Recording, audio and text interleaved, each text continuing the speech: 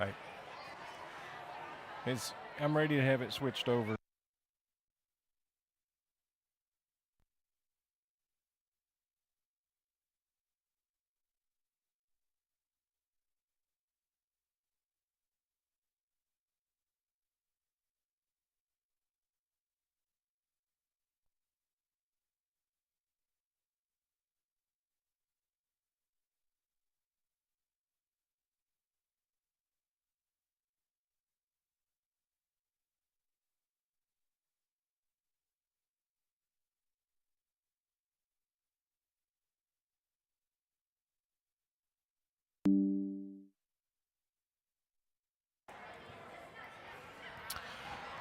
All right.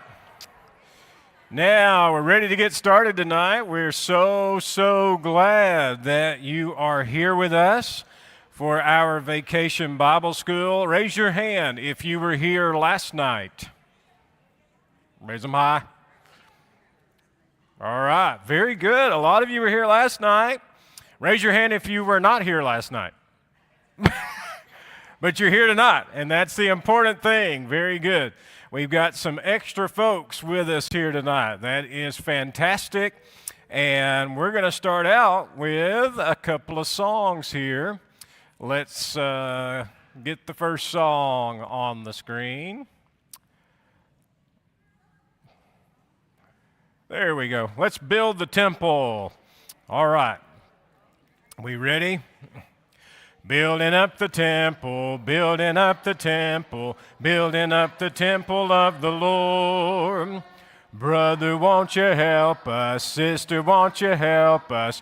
Building up the temple of the Lord. It's so high, you can't get over it. It's so low, you can't get under it. It's so wide, you can't get around it. You must come in at the door. Building up the temple, building up the temple, building up the temple of the Lord. Brother, won't you help us? Sister, won't you help us? Building up the temple of the Lord. It's so high, you can't get over it. It's so low, you can't get under it. It's so wide, you can't get around it. You must come in at the door. Good. All right. Get your hands ready. There's a Sea of Galilee. There's a Sea of Galilee. There's a sea. There's a sea. There's a Sea of Galilee. There's a boat in the Sea of Galilee. There's a boat in the Sea of Galilee. There's a sea, there's a sea, there's a Sea of Galilee. There's a man in the boat in the Sea of Galilee. There's a man in the boat in the Sea of Galilee. There's a sea, there's a sea, there's a Sea of Galilee. There are hands on the man in the boat in the Sea of Galilee. There are hands on the man in the boat in the Sea of Galilee. There's a sea, there's a sea, there's a Sea of Galilee. There's a net in the hands of the man in the boat in the Sea of Galilee. There's a net in the hands of the man in the boat in the Sea of Galilee. There's a sea, there's a sea, there's a Sea of Galilee. There's a fish in the net in the hands of the man in the boat in the Sea of Galilee. There's a fish in the net in the hands of the man in the boat in the Sea of Galilee. There's a sea, Sea of Galilee. There's a mouth on the fish in the net in the hands of the man in the boat in the Sea of Galilee. There's a mouth on the fish in the net in the hands of the man in the boat in the Sea of Galilee. There's a sea, there's a sea, there's a Sea of Galilee. There's a corn in the mouth of the fish in the net in the hands of the man in the boat in the Sea of Galilee. There's a corn in the mouth of the fish in the net in the hands of the man in the boat in the Sea of Galilee. There's a sea, there's a sea, there's a Sea of Galilee. Did you do it, Olivia? No. All right, I saw some of the adults didn't do it either. All right, we have to practice that one. We'll do it again probably before the end of the week.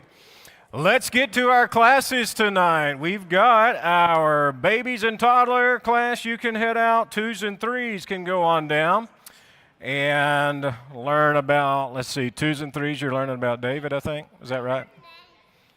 Is it David? Yep. All right, good. All right. 4s, 5s, kindergarten, You're going to learn about David as well. Follow Miss Amanda down that way, Theo.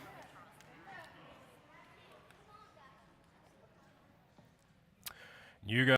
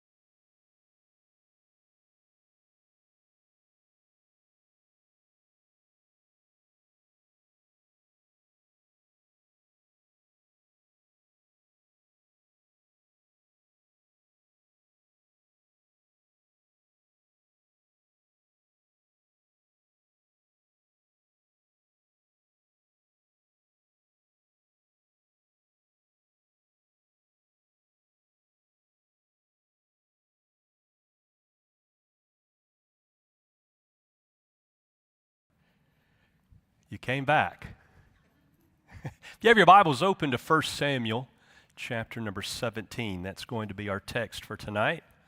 1 Samuel, chapter number 17. We appreciate everyone who's watching via live stream as well. Glad you're tuning in. I'm sure you probably know the song. One little boy named David down by the babbling brook. One little boy named David and 3 stones he took. One little stone went in the sling went round and round. Round and round and round and round and round and round and round. One little stone went up, up, up, and the giant came tumbling down.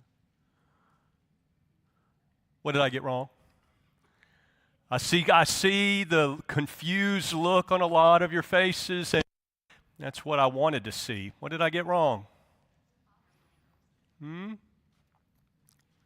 That's exactly right. I said 3 stones, and the text says 5 stones. So, ladies and gentlemen, here's your extra credit for tonight, free of charge. If you teach children's classes, if you do little occasions just like Derek did where you are able to sing songs with children, or even just teaching your own children and grandchildren at home, a wonderful, wonderful little exercise is when you're singing these little Bible songs, prepare them and have them catch you sing something wrong, inaccurate. Have them stop you. No, no, no, that's not right. He took 5 stones. How do you know that? How do you know that? Because the Bible tells me so, right? Jesus loves me, this I know, for the Bible tells me so, and it is a very wonderful, easy, practical way of reinforcing to our children the importance of God's Word, the Bible. We only go by what the Bible says, and we want to be sure that we do that. I usually, when I conduct some children's classes, and we'll go through a bunch of these songs that Derek's leading, and I'll change little things here and there to try to catch them off guard to see if they can catch me. And it's that lesson that reinforces the Bible and the importance of the Bible. So I just wanted to catch you on that. So I'm a product of the 80s. I think I grew up at just the right time when in my late teenage years, my high school years, I was enamored with a very young man that came out of the Catskills of New York and rose through the ranks, through the heavyweight division, and just gained an incredible, undefeated record to becoming heavyweight champion of the world. Iron Mike Tyson. He was magnificent to watch. He was unstoppable. The young man had a neck bigger around than my entire young teenage body. He was like this ferocious little, it was like a bulldog. I mean, as soon as the bell rang, he charged his opponent. He was relatively short in stature, but man, he was powerful. And if he ever got on the inside, his uppercut was just deadly. And it was amazing to consider the number of opponents that he fought, and he would knock them out, I mean, in seconds. It was a feat to behold. Today, we bemoan when sports spectacles like that end in the first round relatively early. But at that time, it was something to behold until the day came when a fight took place over in Japan. And a fellow by the name of James Buster Douglas came out of nowhere.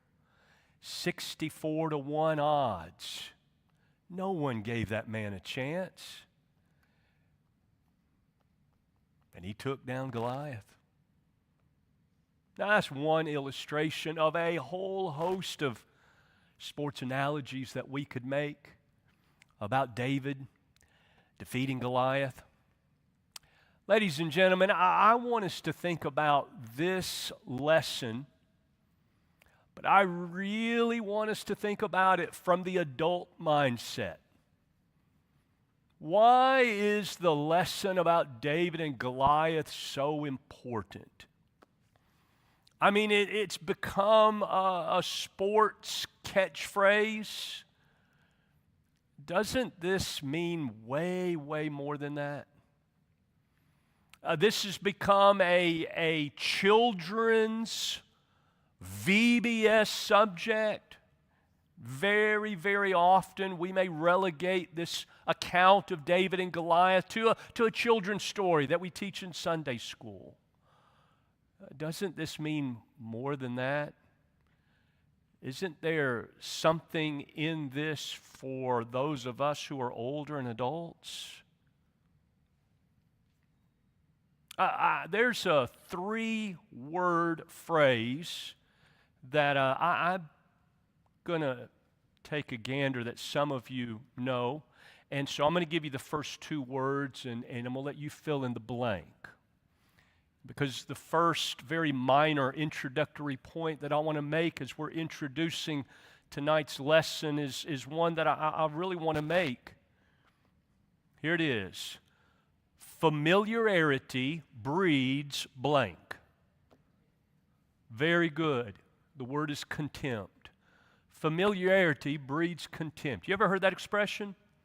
I know I have. And here's what it means in relationship to even tonight's lesson. I think that there are times in which we think about David and Goliath. We've possibly heard and have learned this story from our youth, and it's so well known to us, and it's a part of even our everyday vocabulary with the sports world, for example, that we just dismiss it in our minds. Oh, I know it. Oh, I know we need to trust God like David did. We need to defy the odds, you know. And we're so familiar that we just don't take the time really to examine it because we think we already know it. That is something that can easily be done with an account as the one that we're going to study tonight, but it could be done with so many more lessons, like even last night's lesson and the ones that we're going to study tomorrow night and Thursday night, Lord willing. So let's be sure, as adults, what I'm trying to say is, let's not just pigeonhole this as a children's story and just think that we look upon it with a bit of contempt because it's just so familiar to us. Let's really examine it tonight. What can I, as an adult, gain from this? Now, we're talking about victory all week. Victory with Jesus. Victory over sin and death. And so we want to look at that even tonight. We're going to see in this account not just one victory. We're not even going to see two victories. I want to suggest to you in the chapter of interest this evening that we're going to examine no less than 3 victories in this chapter. Okay? 3 victories. Now, before we get to our first point, let's go ahead and set the stage and familiarize ourselves with the account and the facts within it. You have the Philistines and you have the Israelites, and they're at war, and they just so happen to be camped on either side of the valley of Elah. Philistines on one side, Israelites on the other side. And the text unfolds for us that they're at war, and they've been at war now for days. Matter of fact, it's verse number 16 that says that this present situation that is brought to our attention has been lasting now 40 days, and they're at a stalemate. 40 days. Well, what has happened is, as they have been drawn in battle array each day, from the side of the Philistines, there has came a champion. And his name is Goliath, and he is a man of monster size and stature, and he is a man of war from his youth, and we are given the dimensions of the armor that he's wearing, and we're given some description relative to the weapons that he is brandishing, and he comes out and he offers a challenge across morning and evening, every day, twice a day, for 40 days. He's been issuing this challenge across the valley to the other side, to the camp of Israel. You send out your champion, and I will fight this champion, and we'll just take care of this mano a mano, one-on-one, and whoever wins will declare that side the winner. But they've been at this stalemate because the text says that Israel is greatly afraid. Well, it just so happens that we've already been introduced to the young man named David, and David, the 8th and youngest son of Jesse, and he is watching his father's sheep on this particular occasion, but it was not uncommon, the text says, that he would come and visit the army and bring supplies on behalf of his father Jesse. And many families back during this day would do that, send supplies to their sons who are the soldiers in the army. So David, dispatched by his father, and so David leaves the sheep in care of a keeper while he goes to the battlefield, bringing supplies for his brothers, the three oldest brothers who are serving in Saul's army, and even some extra supplies, some cheeses for the captain as well. And as he arrives, it seems as if he arrives on the scene to be able to witness and hear for himself the challenge of Goliath. And he begins questioning the soldiers around him. What's going on? Who's going to stand up to this man? What's going to happen? And they begin to relate to him. Here's what will happen if someone is victorious. David's oldest brother, we're going to come back to in just a moment, David's oldest brother scolds him. You're a naughty boy. I know why you're here. You're just here for curiosity. You just need to go on home and take care of Dad's sheep. And so David, as he is conversing with various ones, and his language is far different than everyone else's feelings of fear, it quickly comes to the attention of King Saul. David has volunteered to fight this giant. And so David is brought before King Saul. King Saul tries to dissuade him. No, you really shouldn't do this. You can't do this. You are a youth, Saul says. Goliath is a man of war from his youth. You're woefully inadequate. David does not back down. David says, oh no, I can take care of this and I can win. God will fight with me.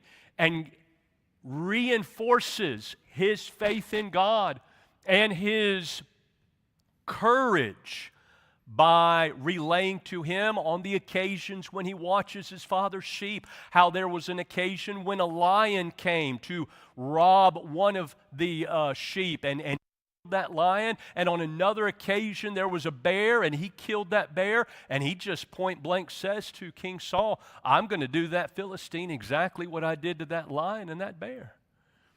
And Saul, realizing he's not going to change David's mind and hasn't done anything for 40 days, says, okay, but if you go, why don't you at least go armed and prepared? And begins to outfit David in his armor. But the text says David cannot wear Saul's armor. He hasn't tested the armor. He hasn't trained with the armor. It probably doesn't fit him very well. He's not accustomed to this. And so he quickly dismisses it and says, no, I don't need this. All he needs is his trusty sling and 5 smooth stones, and he goes out to meet this giant. The giant named Goliath sees him coming. He's described in the text as a youth, a ruddy boy, if you will, young man at least. We'll talk about that in a moment. And he is insulted. I mean, he is insulted. Who are you to come out and challenge me? Am I a dog that you, a youth, could come and challenge me? I mean, he begins cursing by the names of his Philistine gods. And David doesn't back down at all. And David, with very clear language, says to him, look, you're going down today. You're an uncircumcised Philistine, and you've been defying the living God, and I am going to cut your head off, and I'm going to serve your carcass to the buzzards of the field. You're going down. And then you'll note that the text informs us David courageously ran towards Goliath, stone in sling, round and round, and slung that stone with such velocity that the text says when it hit him in a part of him that was not covered by his helmet, right in the forehead, right probably between his eyes, right there, that the stone sunk into his forehead. And that is essentially what killed him. But David did exactly what he said he was going to do, and he did what was very, very common in these days when kings and soldiers were defeated in this manner, that their heads were cut off. David uses Goliath's own sword to cut his head off. And with that, the Philistines themselves, filled with terror, run. Israelites, filled with courage because of David's victory, pursue and are able to chase after the Philistines, and David's victorious. And you know the rest of the story, as the late Paul Harvey would say. So there's the gist of what we want to talk about tonight. Now, as we have laid out our text in somewhat summary form, let's go back now, and I want to look at 3 victories tonight from this text. Victory number 1 is not Goliath. Victory number 1 is self. Number 1, victory over self. Victory over self. Now, let's go back and really set the stage, okay? Before we jump into chapter 17, we have to go back a little bit really to get a good clear picture. All of this is really transpiring because of the events that took place back in chapter 8 of this book. When the people came to the prophet Samuel with a demand, give us a king. Why did they want a king? So they could be like everyone else. What did they want this king to do for them? Go out and fight our battles. Absolutely right, the text says. Samuel, really distraught when they approach him with this demand, goes to God, and God assures Samuel, they're not rejecting you, they're rejecting me. And so as a result, we have Israel really going in a direction of sin, as they have requested a king that would lead them in their battles, just like all the nations that surrounded them had kings that were their military leaders. And so God tells Samuel, all right, we'll give them exactly what they want. Let's warn them. Here's what's going to happen. You're going to get a king, and what he's going to end up doing, number 1, he's going to tax you. You're going to have to pay taxes. He's going to take your sons and your daughters. He's going to make them his servants. I mean, here are all the negative things that are going to happen. And the people blindly said, that's okay, that's what we want, it's what we want. All right, I'm going to give you exactly what you want. This is not what God wanted. Because when you go back to chronologically this time frame previously, and you look at the very way that the book of Judges ended, the book of Judges ended and leads us into these early chapters of 1 Samuel with Israel having no king because their heart did not accept God as their king. And so this request of an earthly king was just another step of rejection away from being led by the King of Kings, God himself. Okay, I'm going to give you what you've asked for. And so based upon their desire to have someone who will be their military commander to fight their battles for them. No wonder the text informs us that the man they selected was head and shoulders above everyone else, right? What was his name? He's in our text. He's Saul, son of Kish, the tribe of Benjamin.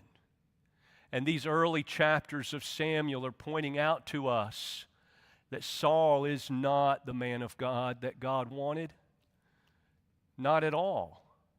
Because when God gives Saul chances to prove himself, and Saul fails in these opportunities, chapter 15, with the Amalekites in particular, fails horribly, then God says, all right, now I am going to choose who I want. You've had your choice. Your choice is Saul, a mighty man of stature compared with everyone else in Israel, head and shoulders above everyone. Now I'm going to choose who I want. And you remember God speaking to Samuel as he's arriving at the home of Jesse, and Jesse brings 7 of his 8 sons before him, and Samuel says, nope, nope, nope, nope, nope, nope, nope. Do you not have another son? Oh, well, there's the runt. He's out in the back with the sheep. Little old David. Well, bring him. Because God tells Samuel what? He doesn't look on outward appearance. God looks where? God looks in the heart. He's the one I want. He's going to be the king. And we've already been introduced to young David. But now, here we are, Israel and the Philistines fighting. Oh, how sad it is that sin has brought them to this place. How many of you have pondered the thought, why didn't Saul accept the challenge? Was not he the appropriate one in the very position to be the champion of Israel and represent as their military leader and commander and head and shoulders above everyone? But his fear was just represented by the fear of everyone else in the Israelite army on this occasion. He symbolizes everything that they had requested, and the conditions of the nation show that when they turn aside from God, here's the result. Here's the result. Fear, shame, cowardice, sin. How sad when God's people follow a course of fear rather than a course of faith. But now look at David. David arrives on the scene. I want you to look at verse number 24. All the men of Israel, when they saw the man, speaking of Goliath, fled from him and were dreadfully afraid. So the men of Israel said, now I want you to listen to these words that are conveyed to David in the next couple of verses. Here's what the men of Israel said. Have you seen this man who's come up? Surely he has come up to defy Israel, and this shall be that the man who kills him, what's going to happen? Well, notice 3 things. Number 1, the king will enrich with great riches, number 1. Number 2, the king's going to give you his daughter for wife. And then number 3, the king will give his father's house exemption from taxes in Israel. I want you to ponder, ladies and gentlemen, upon what was their mind fixed. Physical, earthly, temporal, vain things that did not sufficiently motivate them. The king offered these things because this challenge had been going on for 40 days and 40 nights. Even these wealthy privileges didn't work. But now David, verse 26, when he spoke to the men who stood by him, saying, "What shall be done for the man who kills this Philistine?" And now, mark David's language in contrast. Takes away the reproach from Israel. Number one, takes away the reproach from Israel. Look how sad this situation is, people. Look at what has been brought by allowing this man to say these things about our God and to treat us this way. Look at the reproach. Who is this? Number two, uncircumcised Philistine. A very, very bold statement, but one conveying complete trust in the one true and living God, that he should defy the armies of the living God. Number three, upon what is David's mind fixed? The minds of the soldiers? Temporal things, physical things, what they can get, self. What's David's mind on? David's mind is on one thing and one thing only. That's it. God. His mind is on God. How can you stand here and listen to this? How do you think this makes God feel? David's mind is on God. Now, question. Let's explore that from just a presumptive mind of practicality.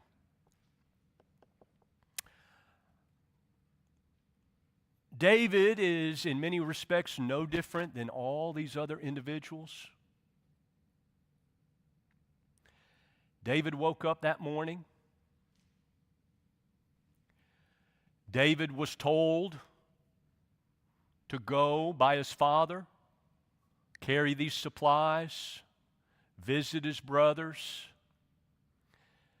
David had no idea what lay before him that day. As we would say it today in our modern vernacular, David woke up in the morning just like you and I, brushed his teeth, got dressed, ate his breakfast, went about his morning routine, doing the things that you and I do each and every morning of our lives. But David had no idea what lay before him that day. David had no clue about meeting and encountering Goliath and what he would see here on the battlefield. From all that you know about David, even to this point, do you think David had prayed that morning? Do you think David had spent some intimate time with God that morning? You think David may have, I don't know if he had started writing the Psalms yet. But I think the Bible lets us know very clearly the kind of heart, the kind of mind David had, even at this point in time. David, here's my point, church, David was prepared because he started his day off right. The first giant he faced that day was not Goliath. The first giant he faced that day was himself, his own reflection. Brother and sister, ladies and gentlemen, Every single day we wake up,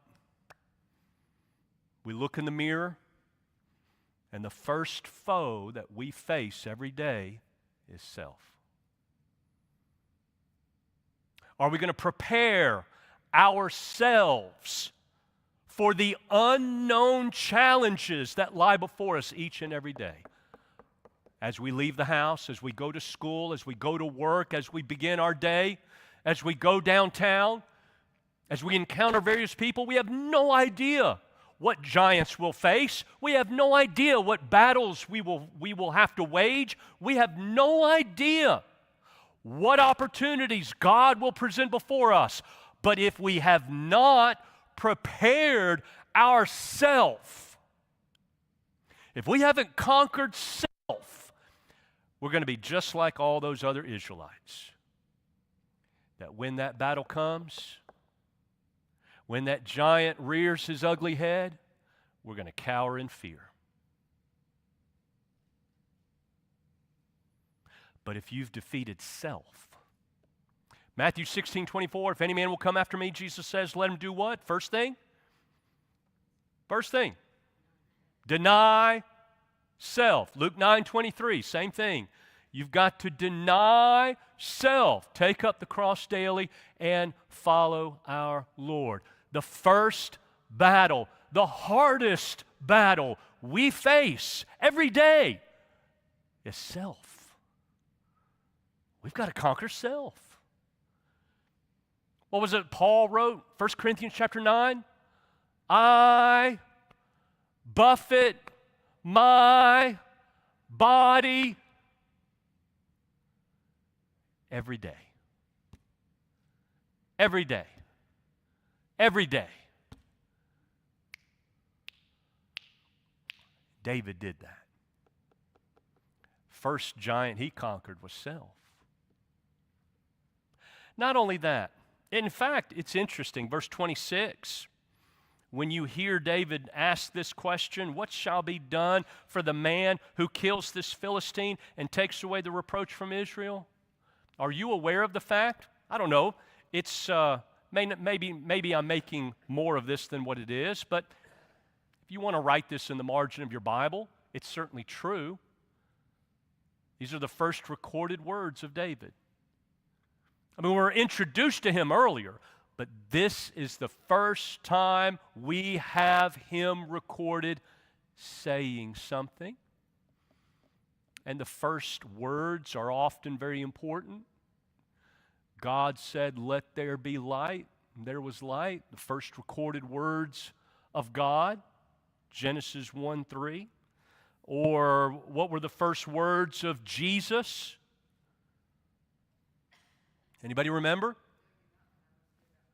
Yeah, Luke 2:49. Don't you know I must be about my Father's business? First words are important. Here are the first words we have of David. And look at how faithful they are. One more thing.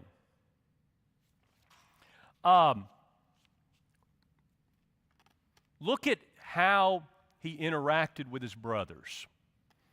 Verse 28, Eliab, his oldest brother, heard when he spoke to the men. Eliab's anger was aroused against David. He said, why did you come down here, and with whom have you left those few sheep? Mark that. That's an expression meant to demean David. In the wilderness, I know your pride and the insolence of your heart, for you have come down to see the battle. Now, if you have older siblings, then you can probably identify with this. This is simply the oldest brother falsely accusing the younger brother. This was not David's mentality. It's unfortunate that Eliab said this and thought this and felt this, because his own cowardice was at play. But David did not get into an argument with his brother. The text doesn't tell us. David said, What have I done now? Verse 29, is there not a cause? And then he turned from him toward another, said the same thing. The people answered him the same. I think David here does exactly what much later his son Solomon will write in Proverbs 15:1. A soft answer turneth away wrath. David was not as his brother accused. David had his heart right, because I'm convinced, church, David conquered self that morning, and he was prepared. And you and I have to put ourselves in the same position also. There's an old devotional song. I'm not sure if you know it, if Derek will lead it. It's one that goes back in my youth. Maybe you've heard of it, though. If I don't get to heaven, if I don't wear a crown, if I don't see my Jesus, it will be nobody's fault but mine. Be nobody's fault but mine. The first giant we have to slay every single day is self. Now, number 2. The victory over size. We move self to size. Would you help me, kind sir? I would really appreciate this. We need a good visual. Do you want to the bottom or the top? It don't matter. You tell me. Okay, let's go 9 feet, 6 inches. Let's get a good, oh my goodness, I am going to have to stand. Look at you. Ooh, 9'6". Isn't that what the stature was? Right? Over 9 feet and a span. Look at that. Wow. Can you visualize that? Thank you, sir. I wanted to be able to visualize it myself. Victory over size. Now, Goliath was a Philistine from Gath. They bred giants in Gath like Yosemite breeds sequoias. We read about other giants from Gath as well later on. And in this story, in this account, we learn where true strength lies, how size really measures up. Goliath was over 9 feet tall, and yet we see the effect that his size had on Israel. But there is a New Testament principle that we're taught that absolutely applies to this very scenario. It's the words of the Apostle Paul in 2 Corinthians chapter 5 and verse 7. We walk by faith, not by sight. What did they do? They walked by sight. They reacted based on what they saw. They saw this giant. They saw a man of mighty stature. They saw the armor he was brandishing as it's described for us. Let's see. Verse 4, his height was 6 cubits and a span. He had a bronze helmet on his head, armed with a coat of mail. The weight of the coat was 5,000 shekels of bronze. He had a bronze armor on his legs. He had a bronze javelin between his shoulders on his back. The staff of his spear was like a weaver's beam. His iron spearhead weighed 600 shekels, and a shield bearer went before him. He was a big man. Mighty man. But the lesson is there not just to teach our children in cute little Bible classes. The lesson is for you and for me and all of us who are adults, that size is not conveyed and measured by what we see. Strength is not in numbers. And we have to understand that lesson that's clearly illustrated here. True strength is measured how?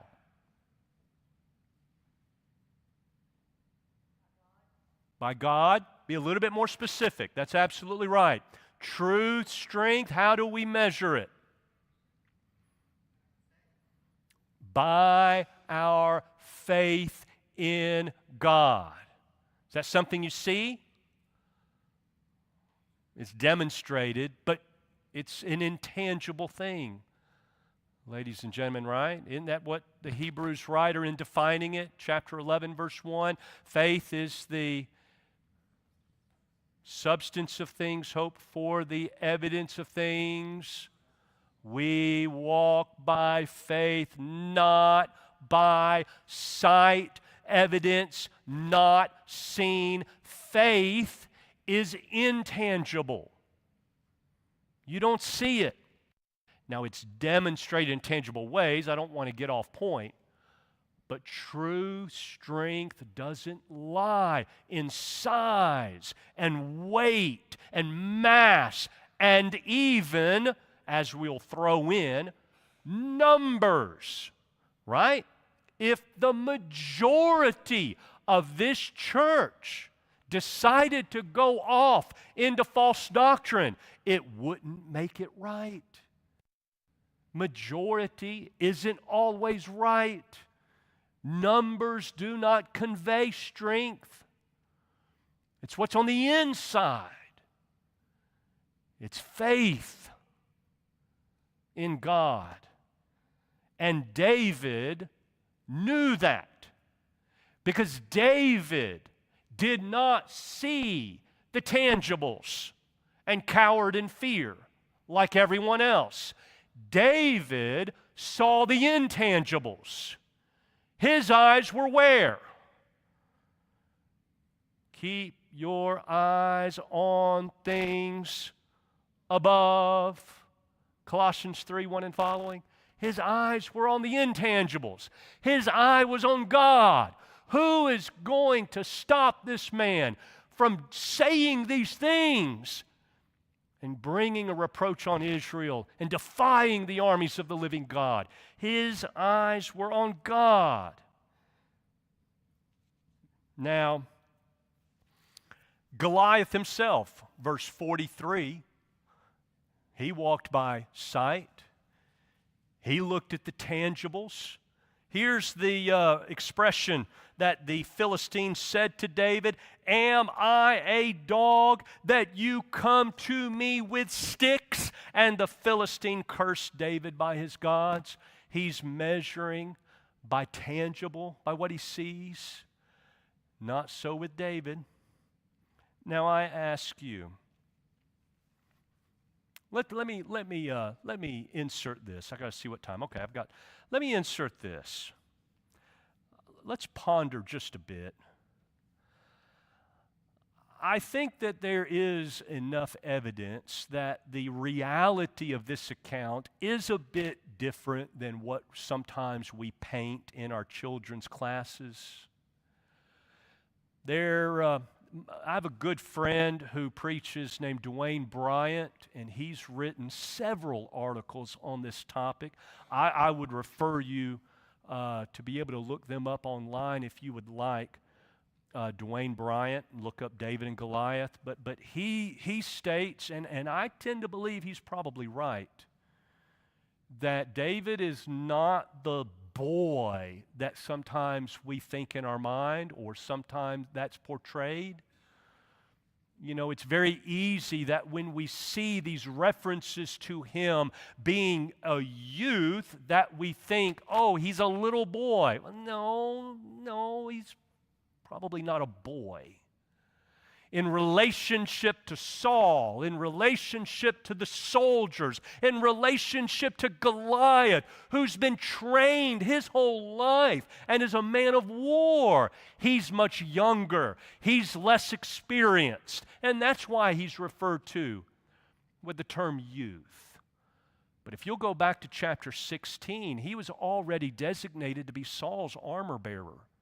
And if you listen to him talk to Saul in our text, this is a young man who's already killed a lion and a bear. I don't know any 10-year-old that could do that. So, more likely than not, 16, 18, I don't know if he's in his 20s, but he's definitely not the little boy that he is portrayed. He has skill. And what did he use to defeat Goliath? He used a slingshot, right? Right? Thank you. See, I'm trying to keep you on your toes, church. Not a slingshot, right? How many of you remember Dennis the Menace? Little slingshot in the back pocket, yeah. Used to have one, a little boy. Little pebbles, pew, pew, pew. No. This wasn't that. This was a sling. This was a leather pouch with straps on the end that they would put in a stone that could be anywhere between golf ball size and baseball size in it. And when they slung it, the Israelites and the Assyrians are on historical record as being very proficient with slings. The accuracy is incredible. There's historical evidence that those who use slings were even more accurate with their shot than archers were with their bows and arrows of that same day. And the velocity, they could hurl these projectiles up to 60 miles an hour. So now just imagine, let's just take a golf ball. How would you like to be hit square between the eyes in your forehead with a golf ball at 60 miles an hour? Anyone? What do you think would happen?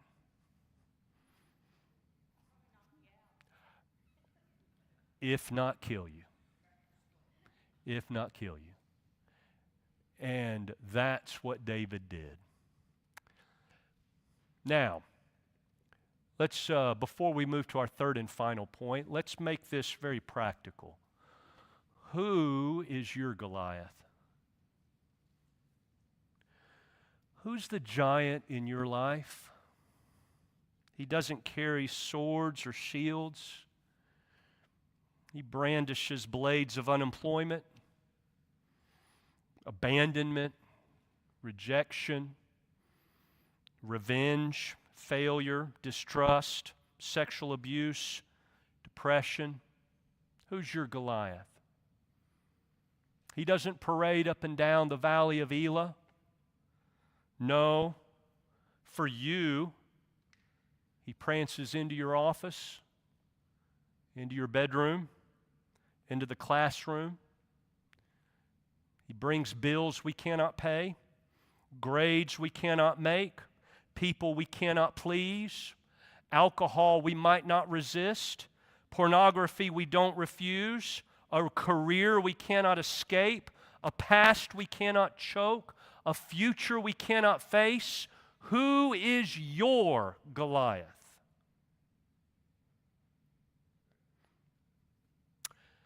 Just as Goliath loudly asserted himself every day, morning and night for 40 days, your Goliath does the same. He's the first thing you hear in the morning.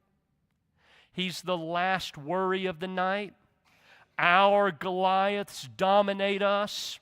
They infiltrate our joy. How long has he been stalking you? The Philistines have been enemies of the Israelites for 3 centuries. How long have you been tormented by your Goliath? Oh, we know him. We know his voice. But is that the only thing we hear? David heard God's voice. And when he did, giants fell. So not only does Goliath illustrate a giant of size, but we go into the text, and even Saul is no different. Saul, head and shoulders above everyone. Saul, how are you going to defeat this man of war? You're a youth. Saul, if you're going to go, then at least do what? If you're going to go, at least do what? Saul says. Take my armor. We don't walk by faith. We don't walk by sight. We walk by faith. Saul's doing the same thing. He's living by sight. At least put this armor on. And you know, we cannot wear another's armor. It must be our own. Faith is personal. So Saul would become another giant. In fact, not to get off topic, and probably shouldn't explore that. No, I'm not. But let me just say that Saul will become an even greater giant in David's life than Goliath was, because the rest of the book of 1 Samuel has running from Saul as Saul torments him. Goliath was a piece of cake to David compared to Saul, because Saul would end up hating David. But I don't want to be able to go down that route. Number 3, and finally, let's conclude. Not only was David victorious over self, not only was he victorious over size, but number 3, and most importantly, church, he was victorious over a sinner. Over a sinner. Remember, scarlet thread running through all of our topics. We're talking about sin. Every victory in one way or another gets to the heart of sin. And ladies and gentlemen, this whole account is not really about David and Goliath. It's not even about the Israelites versus the Philistines. Here's what it is really about. It is about the God of heaven and earth versus the champion of paganism. That's what it's about. David knew that. Because if you will drop down to verse number, got to look at my notes, I'm sorry. Verse, let's see, where are we at? Let's start with verse 10. We'll look at a few verses. The Philistines said, I defy the armies of Israel this day. Verse 25. Have you seen the man who's come up? He has come to defy Israel. Verse 26. Who will take away the reproach from Israel? Who is this uncircumcised Philistine that he should defy the armies of the living God? And then verse 43, the Philistine cursed David by his what? By his what? Little g gods. Goliath was simply a representation of idolatry and paganism and godlessness and everything that's against God. That's what this battle was about. It was about God and sin. It was about righteousness versus unrighteousness. And that is what all of our battles today are about. Don't make it personal. Don't take it personal. We fight battles on behalf, not of ourselves, on behalf of God. And God has already told us at the end of the book, He is victorious. Thank you very much for your attention this evening.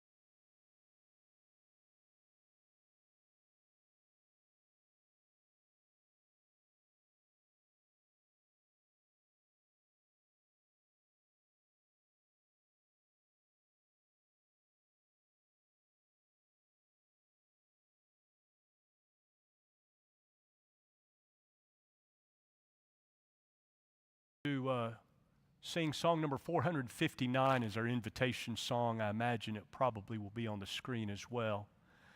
Here in the auditorium class, and I think I overheard that the teenagers studied the account of David and his victory over Goliath, and we studied that in the auditorium class as well. In our class, we studied about the fact that David was victorious over himself. He was victorious over size, and he was victorious over a sinner and one who represented sin. I call your attention to verses 46 and 47. This day the Lord will deliver you into my hand, David says to Goliath. And I will strike you and take your head from you. This day I will give the carcasses of the camp of the Philistines to the birds of the air and the wild beasts of the earth, that all the earth may know that there is a God in Israel. Then all this assembly shall know the Lord does not save with sword and spear, for the battle is the Lord's, and He will give you into our hands. David knew that so very well, and it's a lesson that we ought to learn today as well. The battles that we face, the giants that we are to battle, the obstacles before us, the sin that we should conquer by the aid of God, we are merely instruments in the hand of an almighty God. The battle's not ours. The battle is the Lord's. And He will be victorious every single time, but only if we, like David, put our faith and trust in Him. We can't conquer sin ourselves.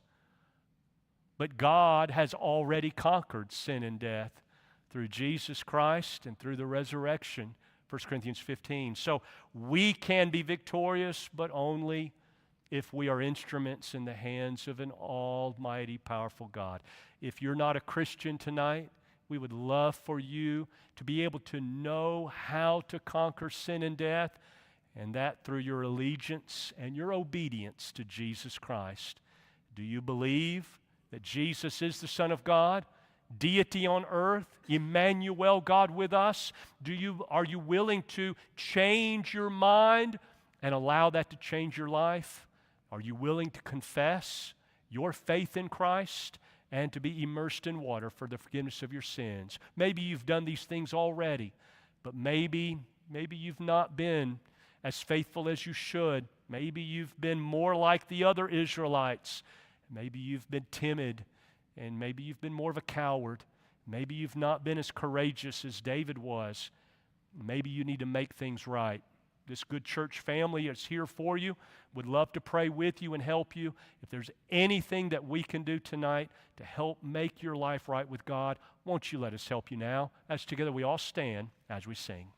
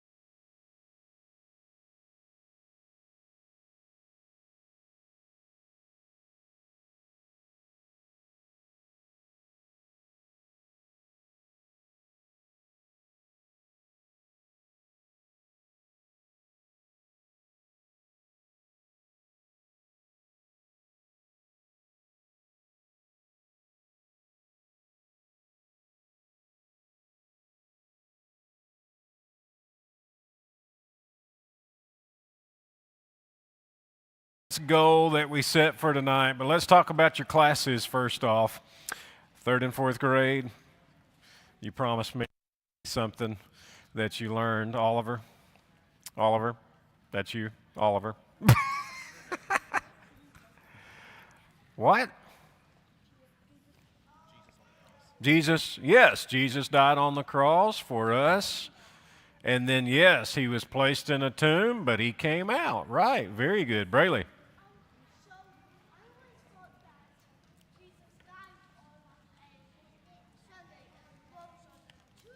Whoa. You learned that he rose, yes, on Sunday. Very good. All right, let's see. Fifth and sixth grade. Did you learn anything about Jericho?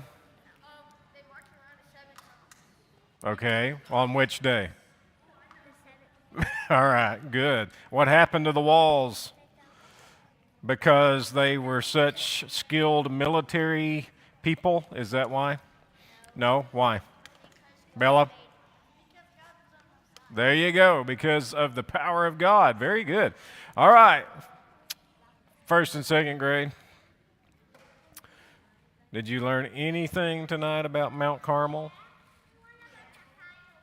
Was it a mountain made of caramel?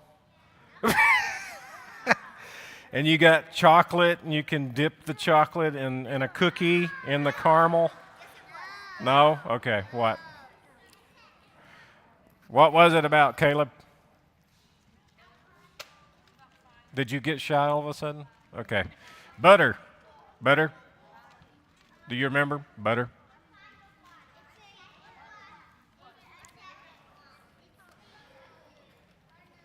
I'm not sure what y'all learned tonight.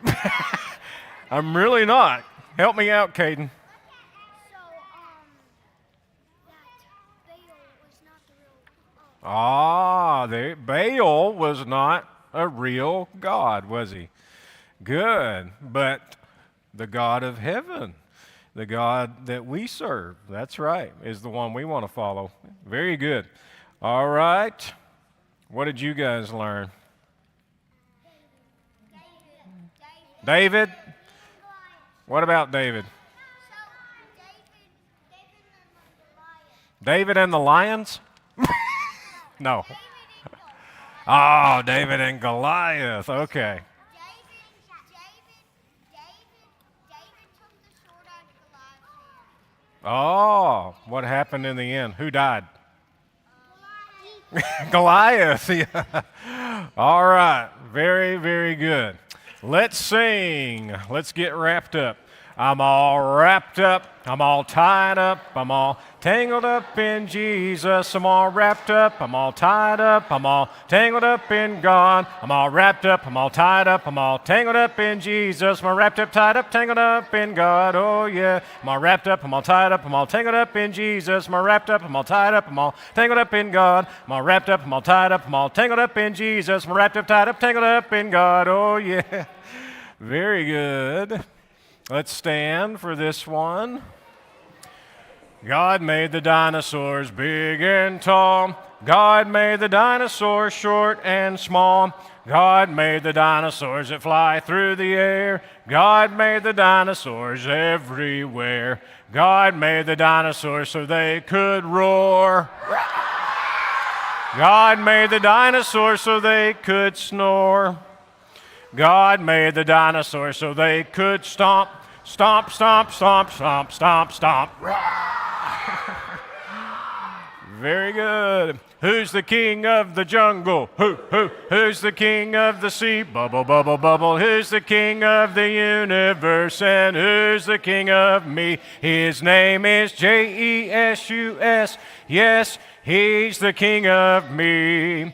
He's the king of the universe, and he's the king of the sea. Bubble, bubble, bubble. Who's the king of the jungle? Who's the king of the sea? Bubble, bubble, bubble. He's the king of the universe, and he's the king of me. Very good. Let's sit down. Get to our banners tonight.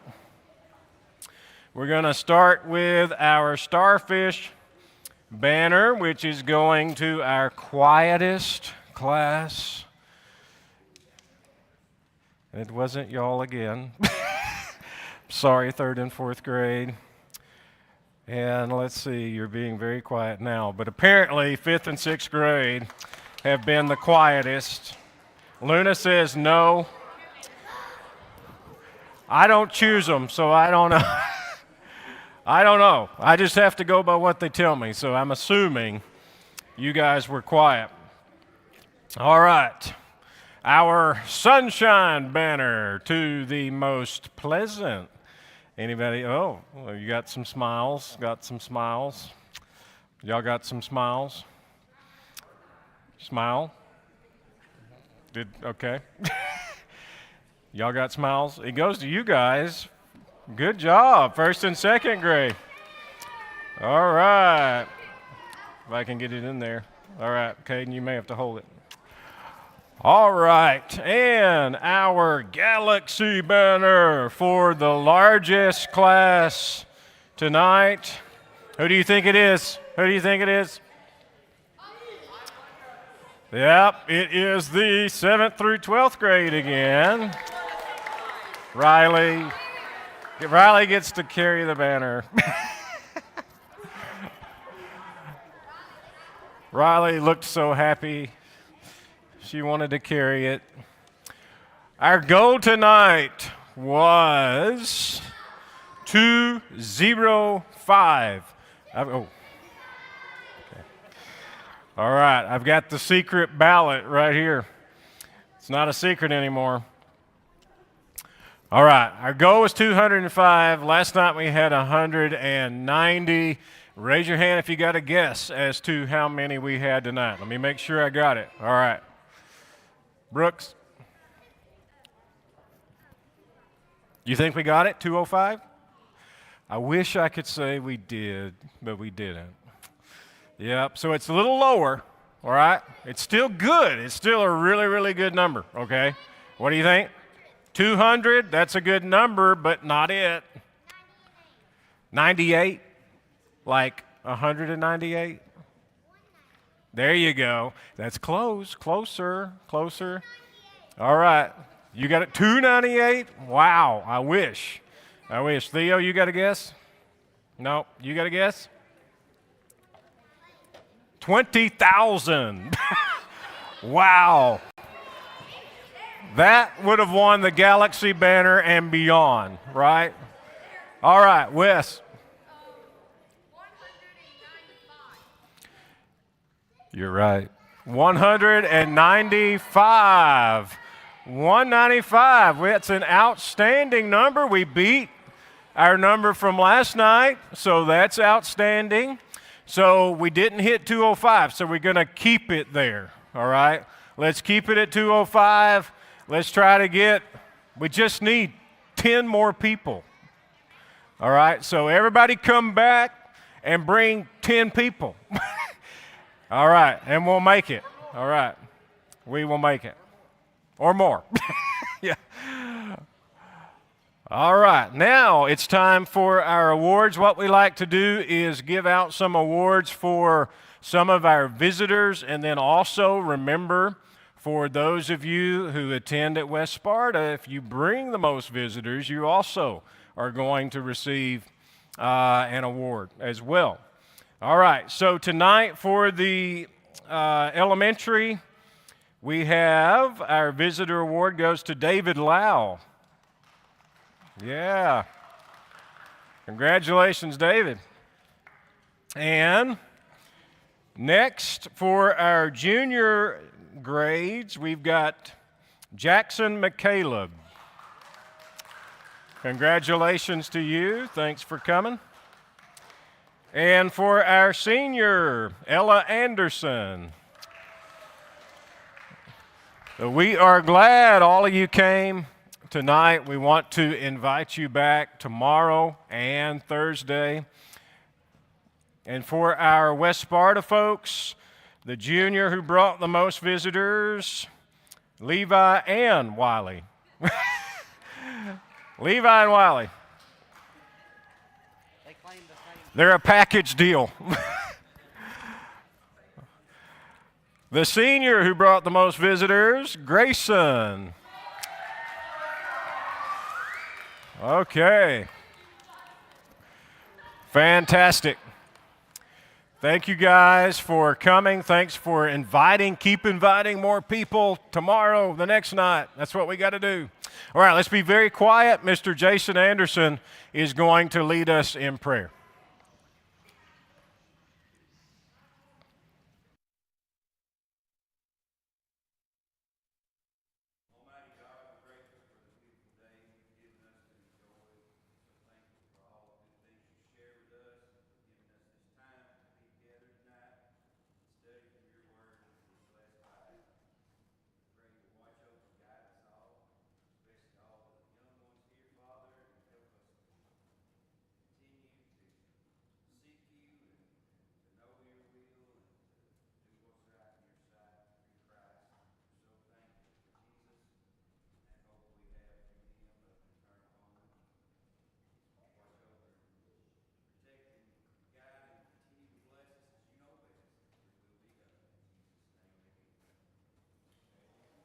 All right, so we're going to allow the adults to go ahead and exit to the refreshments. Adults, not yet.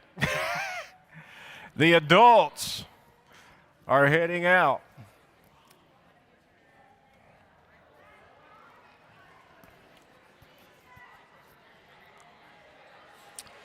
All right, while they're heading out, guys, let's sing our Peppy, the VBS skunk song. Peppy, Peppy, Peppy, the VBS skunk. Peppy, Peppy, if you don't come back, that'll be junk. Peppy! Good. Booster, Booster, be a booster. Don't be grouchy like a rooster. Booster, Booster, be a booster and boost our Bible school. All right, we're ready to go to refreshments. You guys can go. 4s, 5s, kindergarten, 2s and 3s can go.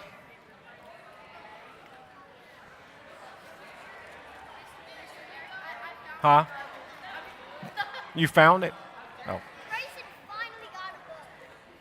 Oh, finally. My whole entire life. Congratulations on smiling. All right, 1st and 2nd, you can go.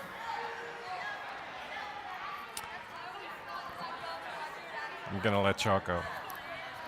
Now, Rylan, I'm going to let y'all go. Rylan, you're not paying attention.